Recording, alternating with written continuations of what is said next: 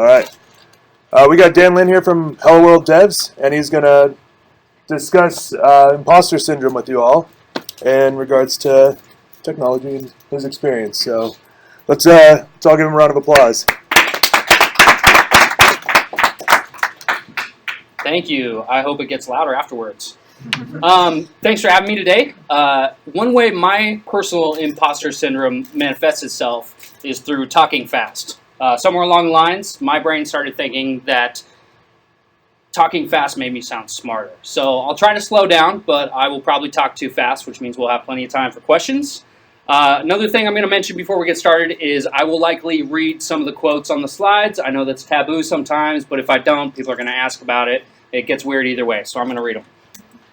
So a little bit about me. I'm a self-taught dev with about 18 years of experience in all sorts of tech stacks, and I run a company called Hello World to support all the incredible new tech businesses and developers popping up in Portland. I also run the Mentorship Saturdays program, which is specifically designed to help people get into the industry or level up. In this talk, I'll be focusing on taking action to overcome bouts of imposter syndrome. This won't necessarily cure you. I still suffer with it myself, but hopefully you'll leave with some tools to overcome it when you do encounter it. I had some interesting thoughts the first time I prepared to submit this talk. Am I really qualified to speak on this? I will have peers in the audience, and what if they know my journey and that I'm not a classically trained programmer and definitely not a psychologist? What if they think I'm an imposter developer, therefore my take on imposter syndrome is lousy? So this wasn't just stage fright. I'm pretty much a clown, so being up here isn't that tough for me. But imposter syndrome can come up for anybody at any time.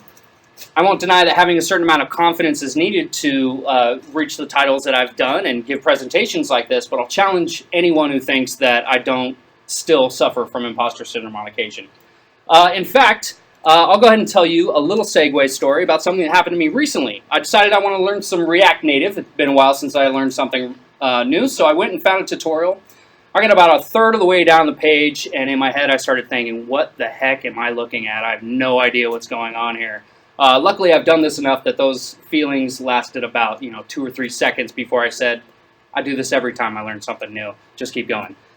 Two-thirds down the page, I figured everything out, and I kept going. So I do still suffer from this. To illustrate it, I'll be taking some breaks to tell some stories about my own and others' personal episodes with imposter syndrome. I call this disaster piece theater. So we'll jump into the first story. I was pretty excited to learn that I'd been accepted to talk at DevZiner 2014. I worked hard on my presentation, and I was over the moon the day it came to give that presentation. But then when I got up to the podium, it took me about 5 minutes and audience participation to get the projector right. So right there in my heart and soul, I knew that everybody thought I was an imposter. What was really going on, I was able to present on a topic that didn't have a lot of experts, and it was something I had created myself, so why was I doubting myself? And everybody knows that devs can't work projectors or printers anyway. So we'll also be getting a little help from Dr. Seuss as we go. This book was written to inspire confidence in children, but I happened to pick it up and read it to my daughter the night I heard that Portland Code School had abruptly closed. The fact that it had closed was sad, but it was just another obstacle that we had to overcome. Things happen. Servers crash. Databases get corrupted. As Dr. Seuss gave his advice to my daughter, I realized that this was a great allegory for learning how to code. So it might be a little cheesy, but we'll be reading my rendition as we go along. I've made some slight changes to it. Congratulations, today is your day. You're off to great places, you're coding away. You have brains in your head, you have feet in your shoes, and you can steer yourself any direction you choose. You're on your own, and you know what you know, and you are the person who will decide where you go. You'll look up and down tech stacks, look them over with care. About some you will say, I don't choose to go there. With your head full of brains and your shoes full of feet, you're too smart to use anything that isn't quite lead. And you may not find any that you'll want to use. In that case, of course, open source you will choose. It's opener there in the wide open air. Sorry, .NET Shop. Out there, things can happen and frequently do to people as brainy and footsy as you. And then things start to happen. Don't worry, don't stew. Just go right along and you'll start happening too. Oh, the places you'll go. So the acceptance email I got for a spoke at last summer went something like this.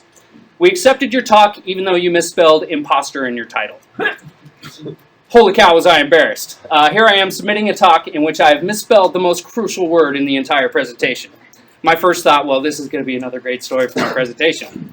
As it turns out, you can spell imposter with an E or an O, and I just like to flip freely between them to confuse people. So the Caltech Counseling Center has this definition on their site, and it can be summed up as feeling inadequate even though you have performed in that area before. Let's take a second to read it.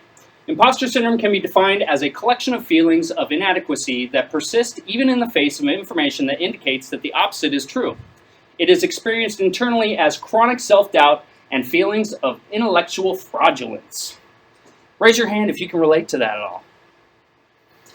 That's always the answer. So who does it happen to? There's an obligatory part of any writings on imposter syndrome where I tell you who suffers from it. I found this is a very, very common theme amongst writers on this topic. There are many, many examples of high-functioning people who have claimed imposter syndrome, but I'm only going to quote this one for now. So let's read this and let it sink in. The exaggerated esteem in which my life work is held makes me very ill at ease. I feel compelled to think of myself as an involuntary swindler. This is Albert freaking Einstein. Research suggests that 2 out of 5 successful people feel like they're a fraud. And I bet dimes dollars that this is much higher in development. So the phenomena of imposter syndrome was first identified in women entering the workplace last century. Most speculate that doubt of women's qualifications was internalized by the women themselves, and while outwardly confident, the women entering the workplace suffered internally. I can definitely notice women I've worked with having these feelings a little more than men, at least in my immediate experience. And this talk will focus on imposter syndrome from my perspective as a male developer. These tools have helped both me and the male and female developers that I've worked with, but I don't claim to be able to accurately speak to the full breadth of a woman's perspective on this issue. Before we go too far into the pep talk, it's important to note that imposter syndrome is a sign of intelligence, not ignorance.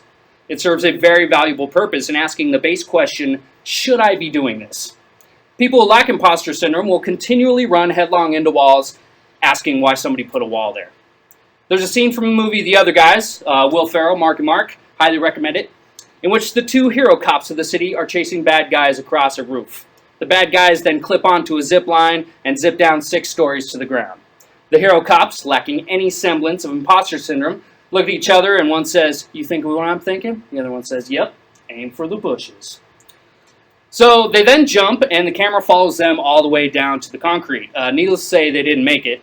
So even though I'm going to be talking about how to overcome imposter syndrome, it's definitely important to be aware when you're about to jump off a building. So here's an unattributed quote I found. Though traditionally perceived as an ingrained personality trait, imposter syndrome has more recently been studied as a reaction to certain situations. And one of those situations is definitely development. It's not you being the Black Knight with a flesh wound, it's more about you being in a Monty Python movie. In fact, the open source world in particular, where your work is peer-reviewed by other talented developers, is a notorious breeding ground for imposter syndrome. To everyone in this room, you haven't taken the easy route, where your mastery of a trade that hasn't changed in decades is easily measured and observed. You chose a career in which we were asked to do things we've never done before over and over. Naturally, this can lead to feelings of inadequacy. Do you like how I breezed through the only code in this presentation to actually evaluate it? So it doesn't help that the industry puts some pretty unrealistic titles and requirements out there, like ninjas, rock stars, and sorceresses. Has anyone heard a posting like this? Looking for a Perl Warlock with 10 plus years in Ruby, Linux kernel contributions, and experience doing isometric transformations in Canvas. COBOL experience a plus. In the early years, even the crappiest of us, me, were considered wizards simply because we could do what some people could not. Plain and simple. But now people think of it much more as a commodity position, but still expect us to have the proficiency and skill of ninjas. Somewhere along the lines, people stopped admiring rock stars and started expecting them. I'm a yellow belt in 3 different martial arts, which is right above white belt. I've played in a cover band, and I still dabble in some sleight of hand coin magic. This does not make me a ninja, a rock star, or a sorcerer. Trying to live up to these standards is tough to say the least. You'll be on your way up. You'll be making great sights. You'll join the high flyers who code to high heights. You won't lag behind because you'll have the speed. You'll pass the whole gang and you'll soon take the lead. Wherever you code, you'll be the best of the best. Wherever you code, you will top all the rest. Except when you don't, because sometimes you won't. Not everyone learns at the same speed. I like to think that my learning curve is a little like the first one there. I can learn the basics of something very quickly, but it's actually pretty rare that I gain mastery over something.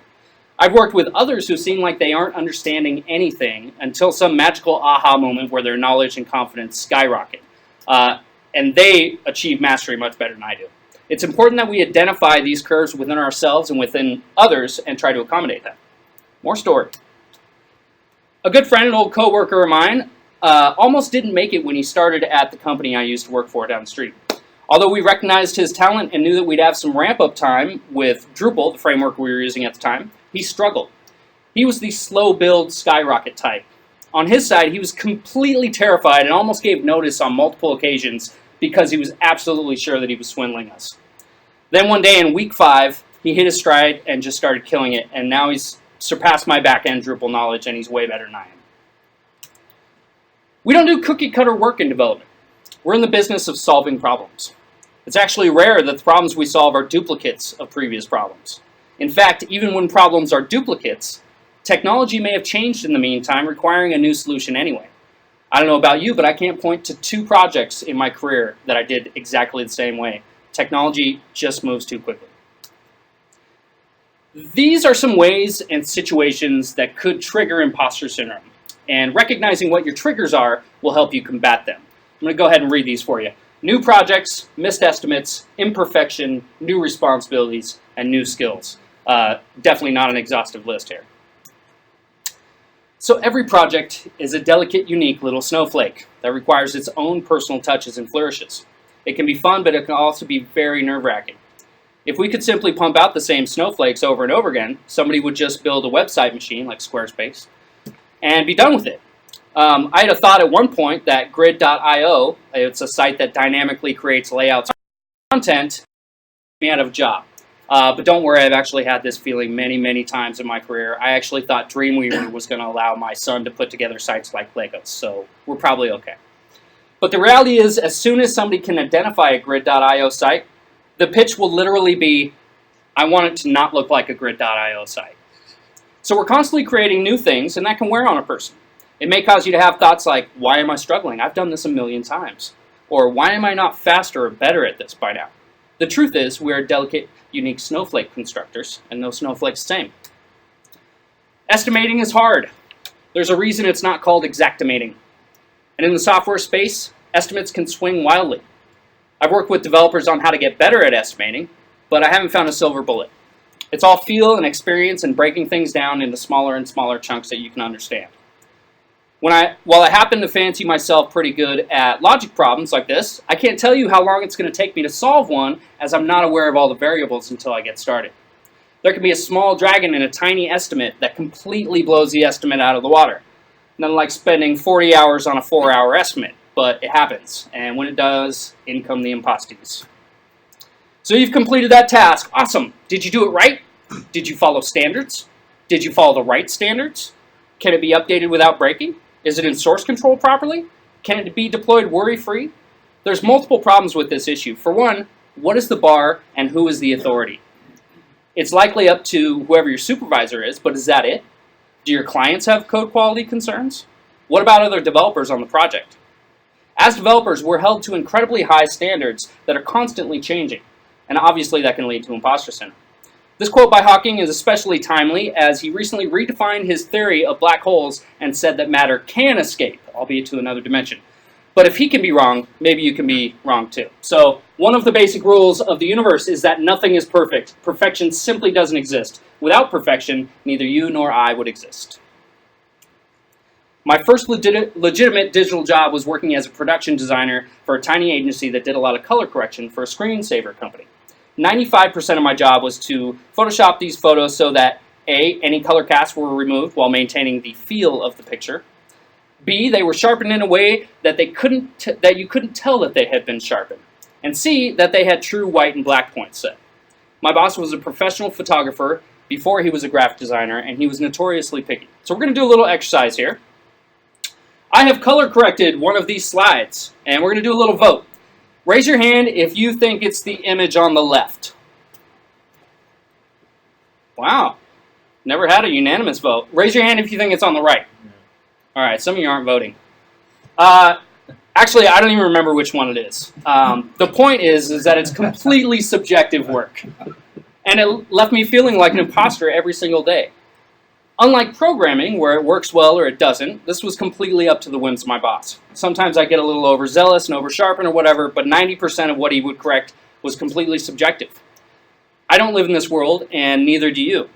Your work may be subjective to a point, but in the end, if it works and has a decent design, UX, and architecture, it will be successful. So this one's near and dear to me as I've recently transitioned from development to management over the past couple of years. I left a position where I had amassed a great deal of knowledge and respect and traded it for a brand new career in which I had very little experience. All of a sudden, I was brand new again. I kept calling myself a junior director, hoping that people would cut me some slack. I struggled mightily in my new role, even though I was providing the leadership and the mentorship that I was hired to do. It wasn't until I looked back and realized that it was me and my set of skills that had gotten me promoted, and I just needed to be me and not try to live up to whatever imaginary Dan Lin director of development I had in my head.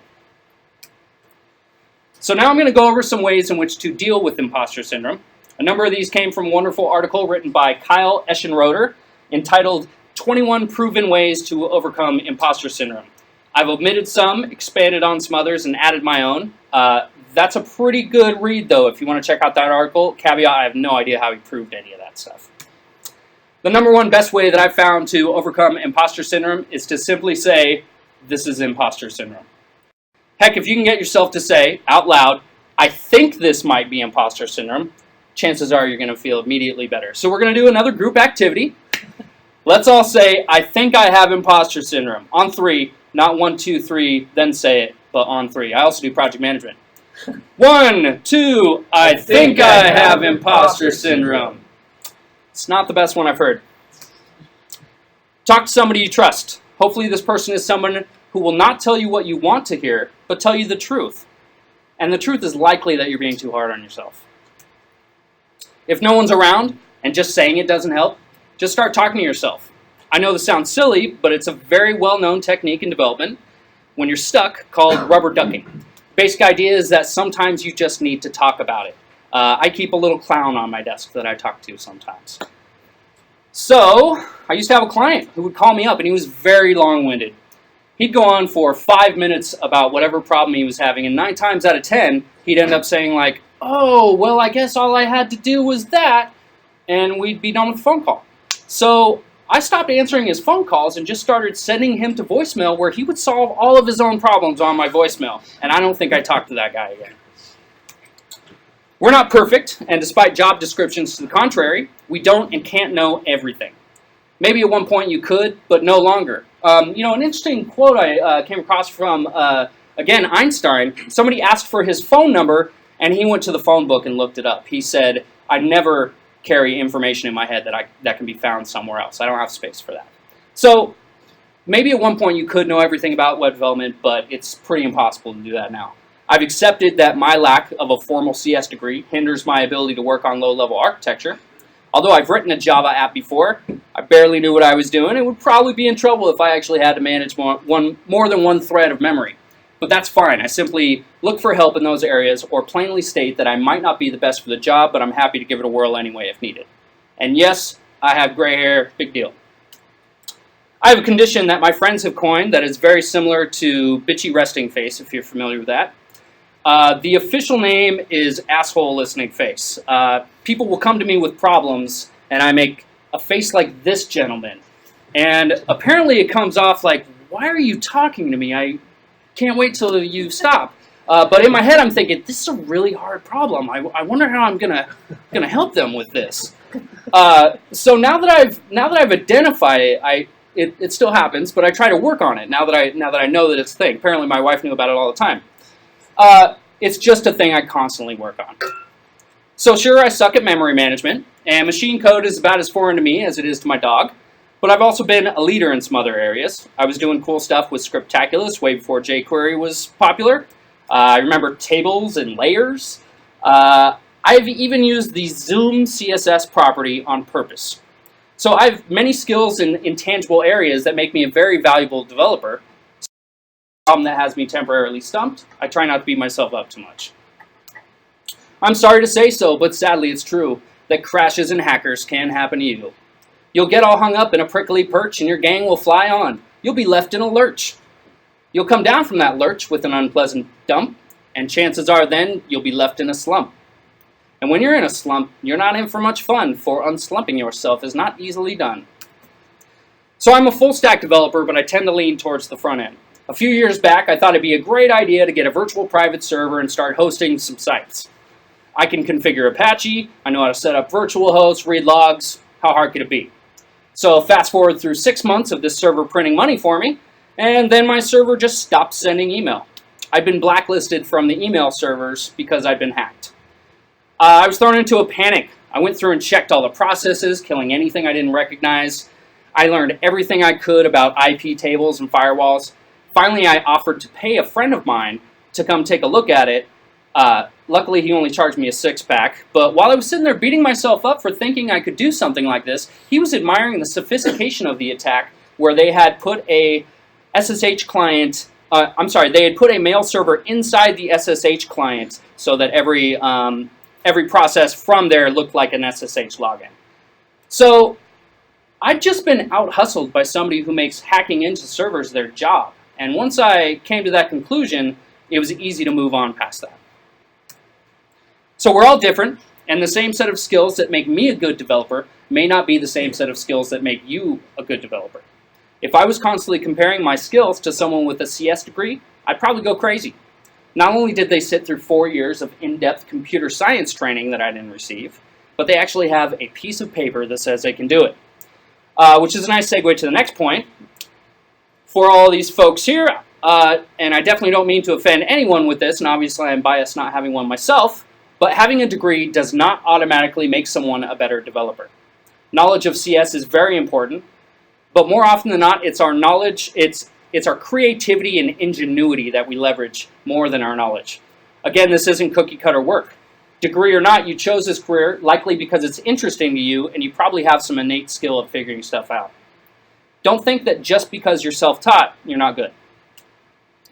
And your employer chose you too. Did you lie on your resume or in your interview? Unless you did, your employer hired you for a reason, likely a lot of reasons. I can tell you it's fairly frustrating as a manager when I have a lot more faith in an employee than they do in themselves. So don't discount people's opinions of you.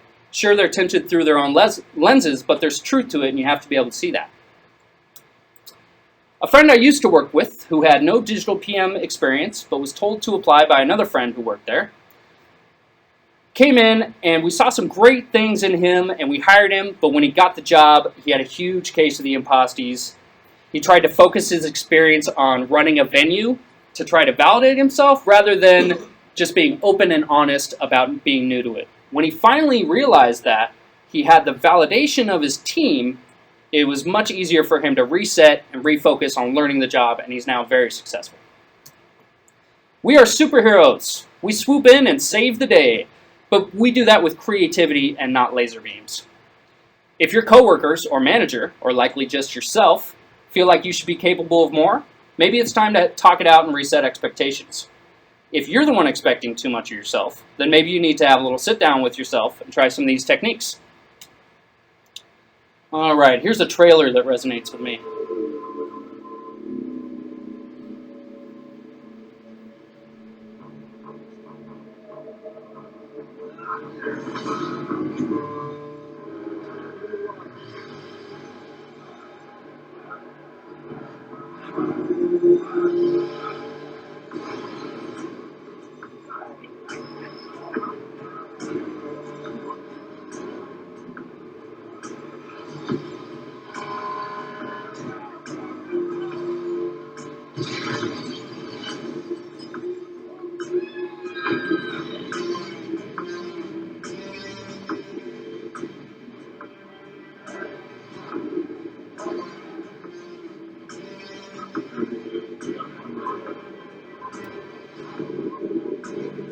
It's my mindset with coding.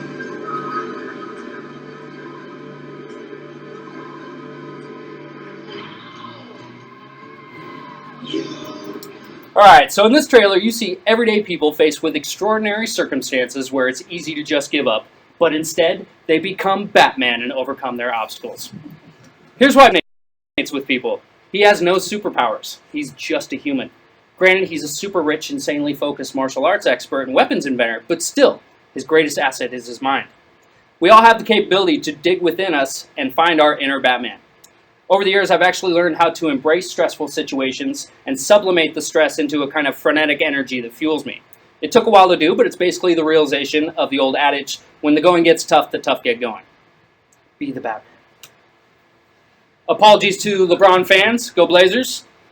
Babe Ruth struck out plenty of times. LeBron is generally regarded as probably the best player ever, but he lost the championship a couple times. Missing shots and even losing are part of any game and in reality part of life. We would be nervous wrecks if we were expected to do the exact right thing at the exact right time every time. So stop beating yourself up over every little mistake. You will come to a place where the docks are not marked. Some words are highlighted, but mostly they're darked. A place you could sprain both your elbow and shin. Do you dare to stay out? Do you dare to go in? How much could you lose? How much could you win? And if you dive in, should you turn left or right and 3/4, or maybe not quite? Or go around the back end and sneak in from behind? Simple it's not, I'm afraid you will find, for a mind maker upper to make up their mind. I was recently helping OMSI with a recent site rebuild. Not having the necessary budget for the project, they wanted me to just architect the site and guide their devs in the creation of the site. This was right up my alley, so I agreed to do it. I led them through 14 weeks of agile development. Then 2 weeks before the expected go-live date, an issue with their calendar, the main feature of the new site, came up as a showstopper. Turns out using Drupal views to query a date range on multi-value field collections is a little tricky. Who knew? So I tried a new method, then the pager stopped working. Tried another one, different problems. This problem was so weird that I actually, again, hired a friend of mine to take a look. In the meantime, I had to go back to my client and say that while everything had gone swimmingly up until then, we'd finally hit a roadblock with major implications to their timeline, and it was no longer valid. Talk about I'd been hired to do something and was now enlisting others to do that very thing. Luckily, I've had about 15 years of imposter syndrome since up until then, so using many of the tools subconsciously, the feelings were pretty fleeting for me. For what it's worth, the calendar was one line of code to fix. Just need another set of eyes. So don't have regrets. When you're on your deathbed, will you say to yourself, boy, I sure am glad I gave up on X, because I'm not sure I could have handled the success. Probably not. So dive in and take the risks. Be adventurous and courageous.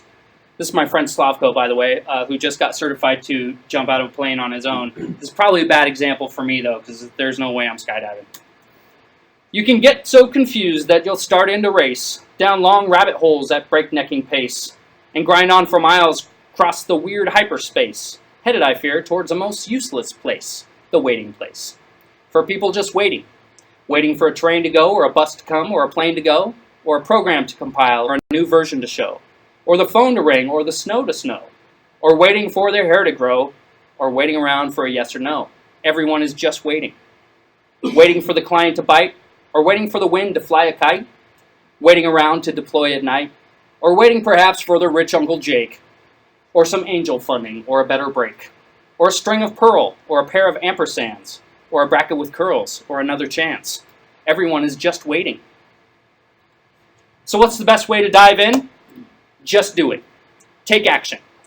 I wish I could get back all the time I spent standing at the top of the half pipe with one foot on the board, too scared to just dive in. You know what it took when I finally did it? Absolutely nothing. It took me just taking action and doing it. I knew what I had to do, I just had to stop overthinking it. No, that's not for you. Somehow you'll escape all that waiting and staying. You'll find the Git repos where Google is playing. With banner flip-flapping once more, you'll ride far, ready for anything under the stars. Ready, because that's the kind of person you are. So I wish I didn't identify with this one as much as I do, but it's absolute truth. I've been completely over my head hundreds of times. If I go back to my dropping in analogy, though, if I would have simply tried those things, I likely would have succeeded on my first try. I'd never done it, but I had the basic idea of what I needed to do. I simply needed to do it, or at least try. So the most widely recognized way to truly overcome a bout with imposter syndrome is to write about it. They say to write what you're feeling. And if you can't do that, write gibberish. You're supposed to let negative thoughts flow from your pen to the paper. This isn't my preferred method, but I hear it's really good. Even more importantly than writing when you're feeling down is recording your successes. When you start to get down on yourself, you can go back to this journal of successes, and after a while, I think you'll be amazed at what you've already accomplished. I started seeing a new doctor a few years ago. The first appointment was very revealing as she sat me down and had me tell her about every injury and sickness that I've ever had. As I was recounting my stories, it started to become clear to me that I've had a lot of head injuries, like double digits. Although I suffer from weird head and neck pains, it never really occurred to me that I had had that many head injuries. All it took for that realization was to go back and look through my past and remember. Had I kept a journal of successful injuries, I would have already been aware of that. Oh, the places you'll go. There is fun to be had. There are tests to be run against the newest JS fad. And the magical things you can do with that code will make you the winningest winner you know. Fame. You'll be as famous can be. With the whole wide world watching you win on TV. Live coding as a sport someday, maybe? No? Except when they don't, because sometimes they won't. I'm afraid that sometimes you'll play lonely games too. Games you can't win, because you'll play against you.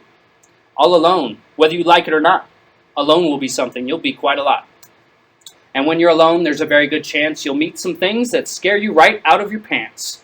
There are some down the road between hither and yon that can scare you so much you won't want to go on.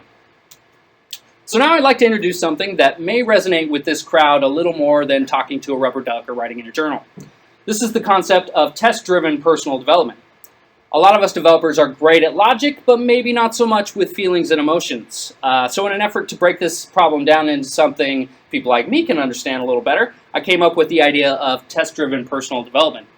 As we go through this, you may notice that it's pretty much a gimmick, but our mind's playing tricks on us, so why can't we do the same to it? The basic steps are just what you'd expect. Identify the problem, run a test if you already have it, otherwise write it and run it. So we'll take a look at the flowchart. It'll start with a problem that I've written a test for. The test reads, as a developer tasked with updating a color, I want to clear the caches so that I can review my changes. Read through the lens of the imposter, this says, oh my god, all I had to do was update a color, now the site's broken, white screen of death, what the hell's a segmentation fault, I'm going to be fired. So we run the test, and of course it fails, but maybe we get an error message. So we Google using the test keywords and any error message text. Say you don't get any results, you use some Google Foo and try searching in, using some quotes, some pluses, stuff like that. Keep doing this until you've gotten no results for at least 3 times.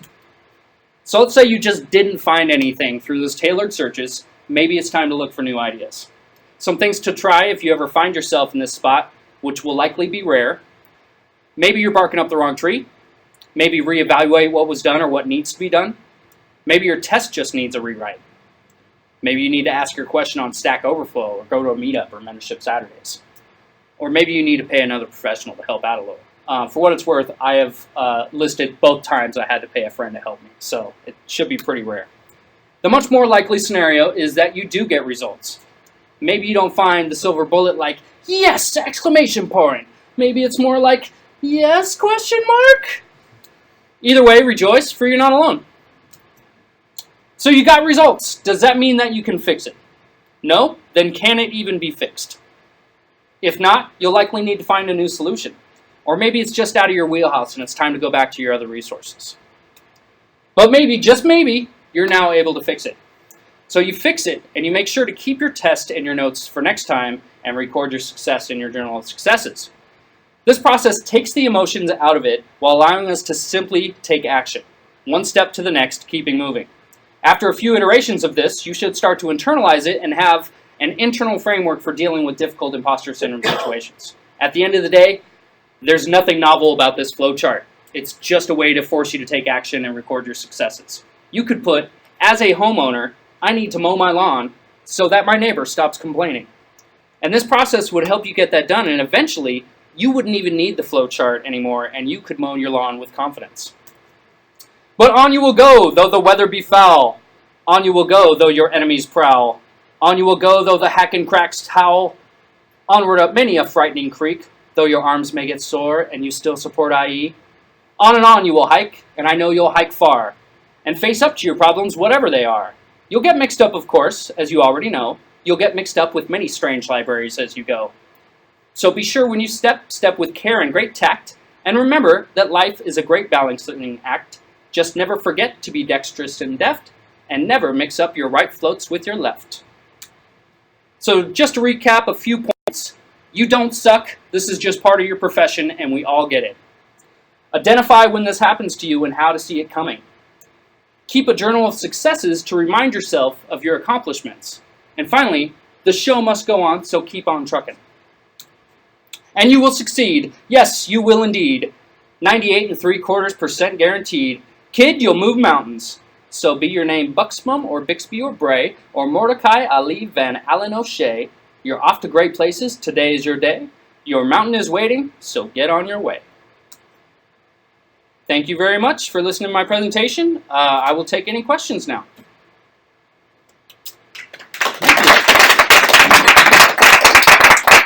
So usually when I ask for questions about imposter syndrome, nobody really wants to ask questions about imposter syndrome. And then when I close my laptop, I'll have a line of people asking those questions. So if you're going to be one of those people lining up to ask those questions, please feel free to ask it now. This is a safe space. Yes? I know you're talking to somebody and they're saying something that's kind of over your head and you decisions if they start nodding so they can't tell that you don't know what they're talking about. Did you ever get over that? Yes. Okay. And in fact, that's a piece of advice I give to people interviewing too. Be confident in what you know, but also be confident in what you don't know. You can't know everything. Just be honest about what you don't know. Nobody wants to have smoke blown their way. And a lot of people see through it. So, yeah. Is it possible to just fully overcome the idea of imposter syndrome? Like, there's somebody I know really well. She's really successful. She's always doubting herself. Whenever she like reaches a new level of success, she's like, I don't deserve this. I don't know what I'm doing. Like, how did I get here? Is it ever going to stop? Is there a way to just stop it and just to accept? I would say no. I struggled with it a lot in the beginning of my career. Now I struggle with it once every couple of years, and very, very briefly. So I can't say that I've solved it for myself. I definitely know how to manage it and mitigate it, though. So recognizing it and learning how to deal with it. Yep. You'd be amazed at how many people just hear the words imposter syndrome and go, yeah. It definitely, we all suffer from it. Yeah. Do you think, like, if you're, like, writing it down and all those things seem like fantastic ideas. Do you think, like, if you're just having it, like, just going to somebody and, like, just saying, I feel like a big phony right now, like, actually, like, maybe trying to connect with somebody who's maybe gone through that before is, like, a way, I guess, of, like, feeling like you're not alone. Yeah, absolutely. Talking to a peer is definitely something I suggest. Again, just by saying that you think it could be imposter syndrome, you're likely going to start feeling better. Just identifying that. Great. All right, well, thank you very much. I'm going to go ahead and wrap up. Thanks for having me. Oh, hey, I got one more question. Seriously, though. It's not about the imposter syndrome. You said you do events on Saturdays? Yes, Mentorship Saturdays is held right down the street at Metal Toad, so I don't know which way we're facing. Metal Toad, 2 blocks away. It's Saturdays from 10 to 2, very casual. We do a quick scrum, talk about who we are, what we're working on, and if we need any help with anything, and then we go around and help each other.